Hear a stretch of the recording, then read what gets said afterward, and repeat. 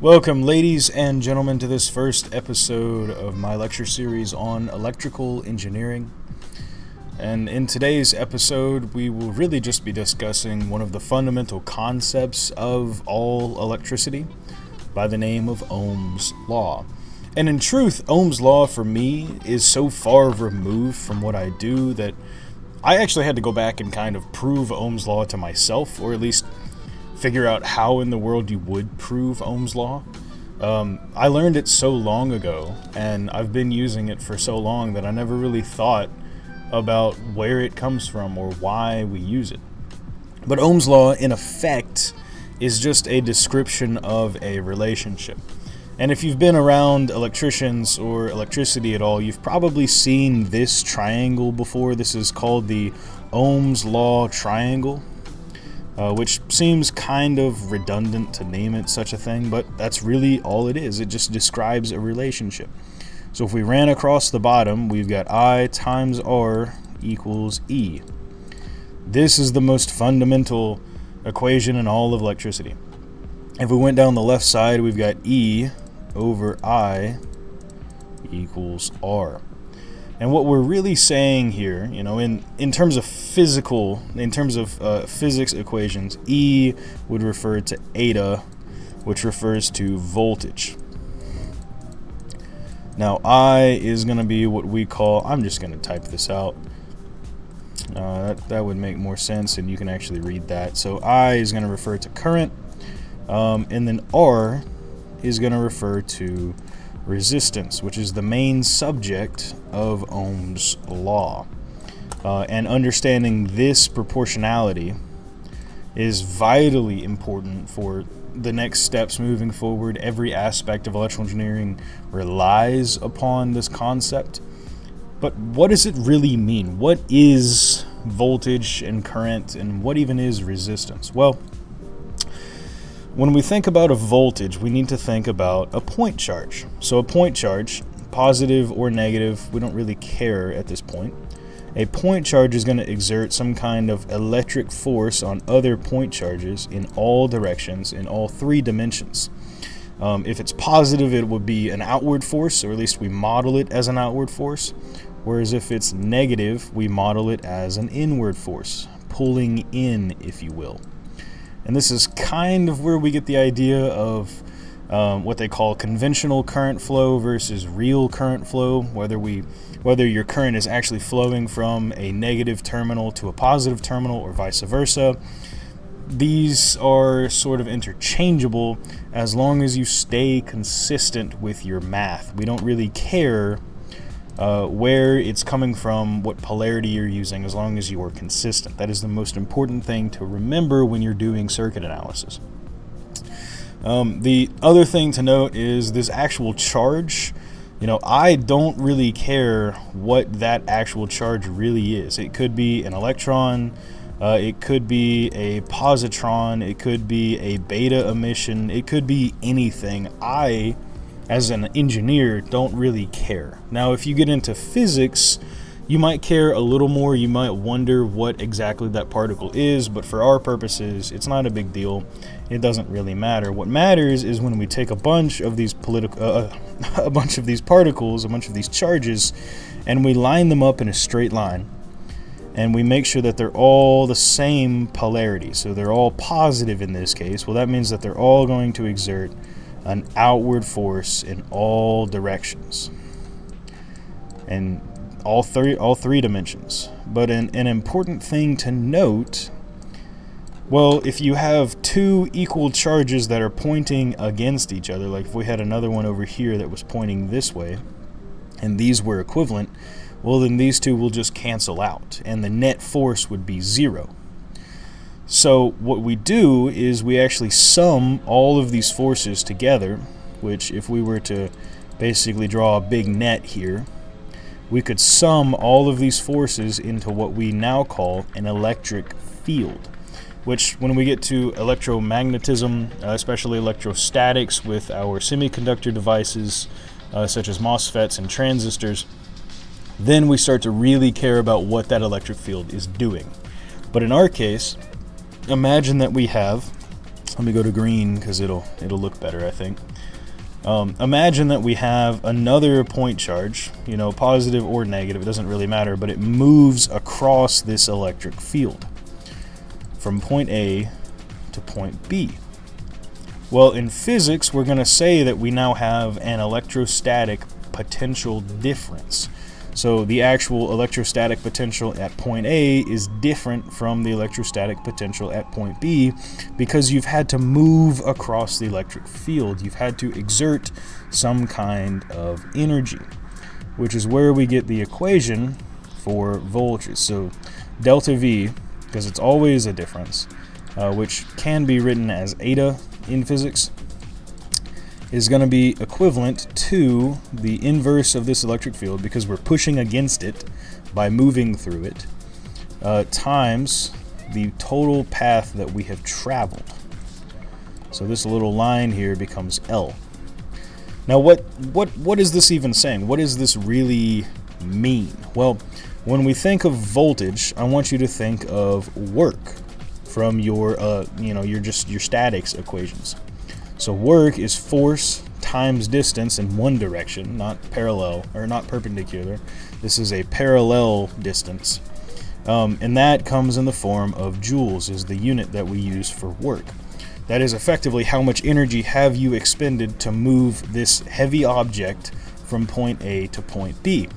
Well, in our case, we're dealing with point charges, but it's the same idea. So voltage will have the units of joules per coulomb, which really we summarize as 1 volt or 1 V. So it's this idea of electric work in a way. It's moving this point charge across a distance that it is parallel to. That's why we get joules, because that's the energy we've spent to move it per coulomb, per unit charge. So that is what 1 volt is.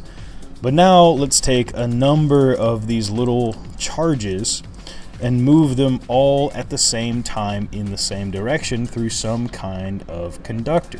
This could be a pipe or a wire, it doesn't really matter.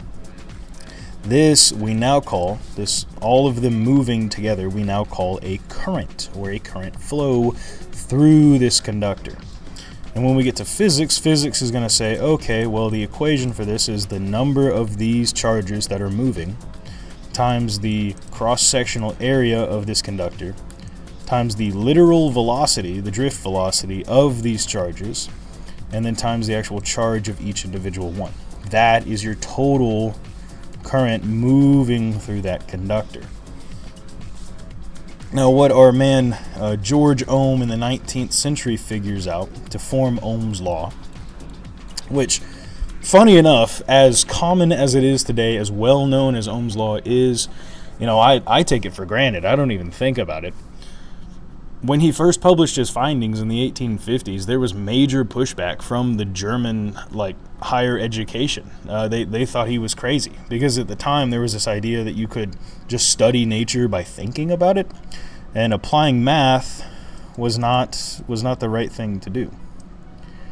So what George Ohm does is he starts to build a mathematical model for what's actually happening whenever you're conducting electricity. So at the time, there was a guy by the name of Alessandro Volta, who back in the right at the turn of the 19th century, so the the late 1700s, very early 1800s, he creates what's called a voltaic pile, which is analogous to a modern battery. There's a lot of differences between these. Obviously, voltaic pile is not perfect, but effectively it can store some kind of charge, which we now use as a big Q instead of little q.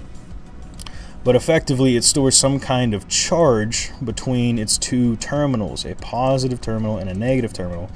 And then a few other physicists come along that figure out that you can actually induce some kind of current flow if you connect both of these terminals. Now, at the time, voltaic piles couldn't really store much charge, so this would more look like a huge pulse of current, and then it would go back to nothing. It's kind of what it would look like.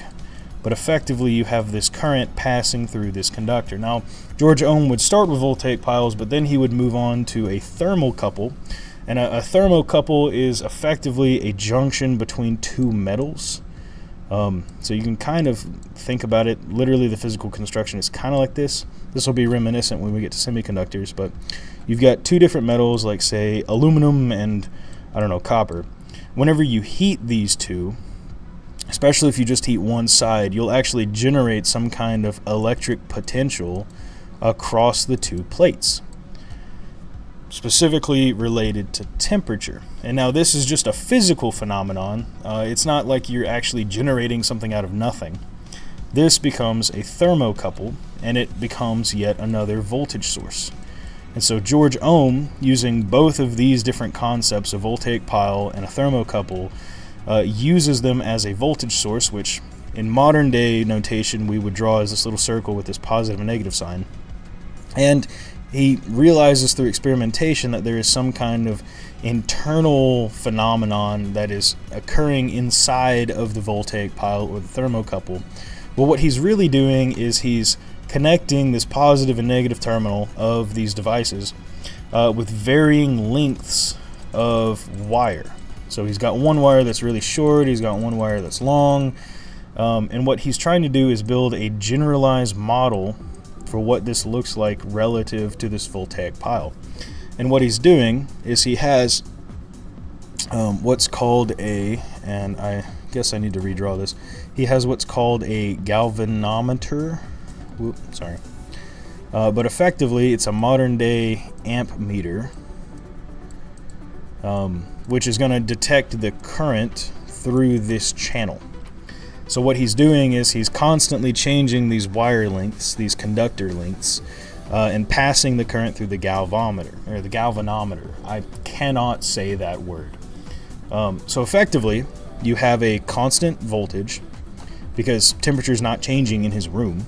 And then this little r is also constant because up until this point, nothing here is changing. So he has a static independent, or he has static variables here, but then his independent variable is going to be this big R, or at least what he notes as R. That is this changing wire length.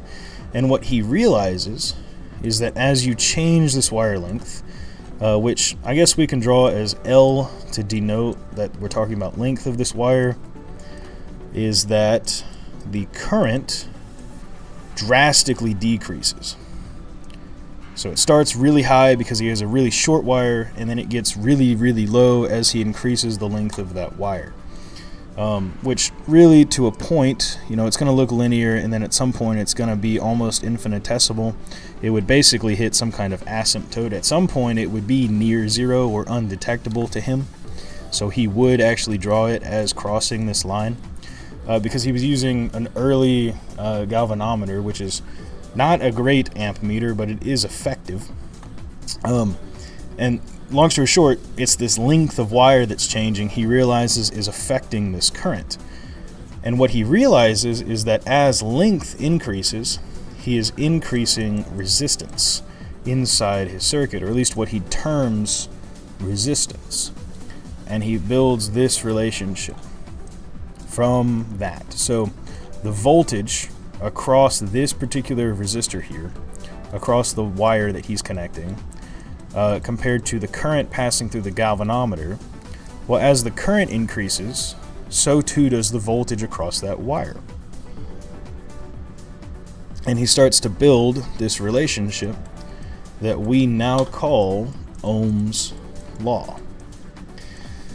Now, to understand what in the world is really going on here, a lot of people like to talk about plumbing, water moving through a pipe. If we were to talk about a faucet, that would make more sense if we're talking about switches. Whenever we get to MOSFETs, that might make more sense to talk about. But I like to think about, like a river. So if you've ever seen a picture from a river has a non-uniform channel, so it varies pretty wildly. This might be a very extreme example, but it demonstrates what's happening. And importantly for our principles, we need to note that from the top of the channel, or what we would call a node, to the bottom of the channel, or a second node, the same current that passes through each node, or the same current must pass through each node. Eventually the water passing through here, which we can swap colors, the same water that's passing through here will pass through here eventually. Now, the water may flow faster in certain portions where it's tighter. It may flow slower where it opens up here. But what we can see very plainly is that there is a different resistance at each of these points in the channel. And this would be analogous to stringing a few resistors in series. So you would have R1, you've got R2, and you have R3. And what we can do is, if we were to take a measuring stick and figure out the actual current flow of this water, how fast it's moving between these 2 points, we would build what would be analogous to voltage, which of course is how much energy it takes to move this particle this amount of distance, because it's work. And so we would generate a voltage across each of these little portions of the channel. So that is where we get V1 here for R1, and we have V2 for R2, and we have V3 for R3. So you can probably guess, where this might be going. Not to give you too much of a hint, but this is where we start to develop KVL and KCL, Kirchhoff's laws for electrical dynamics.